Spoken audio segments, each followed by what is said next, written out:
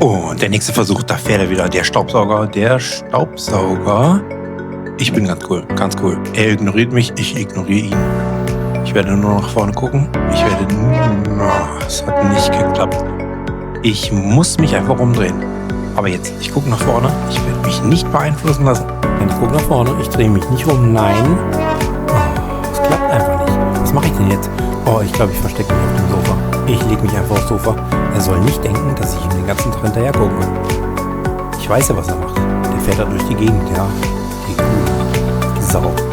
Der fährt einfach durch die Gegend. Nein, ich gucke einfach nach vorne. Ich tue so, als ob ich Fernsehen gucke.